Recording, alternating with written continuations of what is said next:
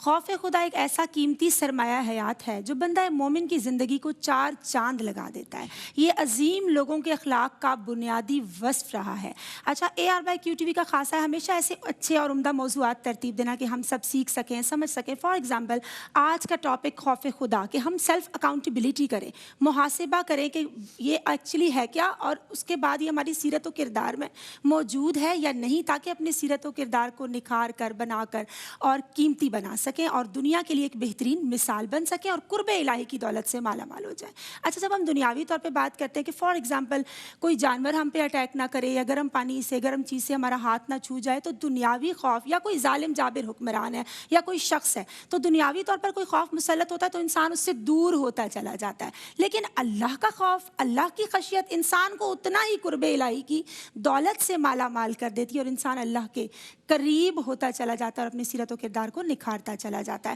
اور پھر ایسے ہی لوگ جو نفسانی خواہشات سے باز آتے ہیں اور ان کے اندر یہ محاسبہ کی فیلنگ ہوتی ہے نا کہ اللہ تبارک و تعالیٰ کی بارگاہ میں مجھے حاضر ہونا ہے اور جواب دہ ہونا ہے، تو ان کی زندگی کا ہر عمل خالصاً لوجہ اللہ ہو جایا کرتا ہے کہ کل انا صلاتی و نسکی و محیایا و مماتی للہ رب العالمین، اور انہی کے لیے پھر بشارت دی گئی ہے وَلِمَنْ خَافَ مَقَامَ رَبِّهِ جنتان۔ اچھا، دنیا میں 2 جنتوں کی بشارت دی گئی ہے، اور آپ یہ دیکھیں کہ اس کی جو وسعتیں ہیں یقیناً وہ اللہ تبارک و تعالیٰ کو معلوم ہے کہ وہ زمین و آسمان کے برابر ہیں یا اس سے بھی بڑھ کے ہیں۔ اچھا، آپ نے ایمانی تقاضوں کے تعلق سے بات کی ہے، تو بندہ مومن سب سے پہلے تو اللہ کی عظمت کا اعتراف کرتا ہے دل میں، پھر اپنا محاسبہ کرنا، سیلف اکاؤنٹیبلٹی کرنا کہ مجھے جواب دہ ہونا ہے، اور اللہ کے حضور اپنے ہر عمل کا جواب دینے کے لیے وہ خود کو تیار کرتا ہے، اور ہر عمل خالصتاً اللہ تعالیٰ کے لیے انجام دیتے ہوئے سارے احکامات کی بجا آوری کا اہتمام کرتا ہے، اور حیا کرتا ہے اس بات کا کہ اللہ تعالیٰ کی نافرمانی کا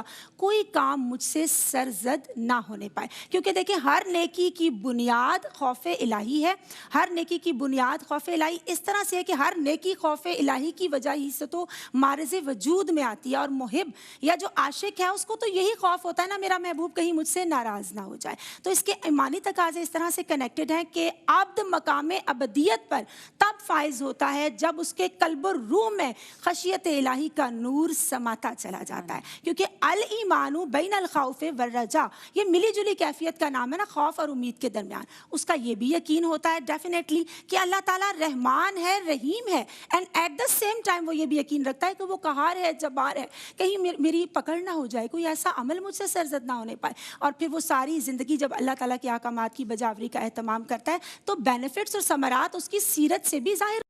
برتن کے اندر جو ہوتا ہے وہی تو ٹپک کے باہر آئے گا، تو پھر اس کی آنکھ ناجائز نہیں دیکھتی، قدم ناجائز کی طرف نہیں بڑھتے، دل میں ذکر خدا، محبت خدا، خوف خدا جاگزی ہوتا چلا جاتا ہے۔ اور یہاں میں اختصار کے ساتھ کوٹ کروں گی کہ علماء کرام کہتے ہیں، کیونکہ یہ قلبی فیلنگ ہے نا، ہاؤ ڈو وی نو کہ ہمارے اندر خوف خدا ہے یا نہیں ہے، تو علماء کرام کہتے ہیں کہ وہ شخص علم دین سیکھتا ہوا نظر آئے گا، اچھی صحبتوں میں بیٹھے گا، گناہوں کی معرفت حاصل کرے گا، خدا نہ خواستہ کوئی غلطی یا کوئی ایسی کوتاہی ہو جاتی ہے تو فوراً اللہ تبارک و تعالیٰ سے معافی کا خواستگار ہوگا۔ اور ایک اور بھی بات یہاں کہنا چاہوں گی کہ کسی اسکالر کا بیان سن کے یا کسی آیت کی وجہ سے ہماری آنکھوں سے جو اشک رواں ہو جاتے ہیں، اٹس اے گڈ تھنگ، لیکن وہ ایک عارضی فیلنگ ہے۔ ہمیں دائمی جو خوف ہے اللہ تبارک و تعالیٰ کا اس کو اختیار کرنا ہے، کیونکہ ہم نے پڑھا نا کہ فَمَن يَعْمَلْ مِثْقَالَ ذَرَّةٍ خَيْرًا يَرَهُ، کہ ہم نے ذرا بھی نیکی کی ہوگی وہ بھی دکھا دی جائے گی، ذرا بھی برائی کی ہوگی وہ بھی سامنے آ جائے گی، کیونکہ الایمان بین الخوف والرجاء، اور خوف خدا سے نکلنے والے جو آنسو ہیں وہ اتنے قیمتی ہوتے ہیں کہ گرتے تو باہر ہیں لیکن ہمارے باطن کی تطہیر کا سامان کر دیتے ہیں۔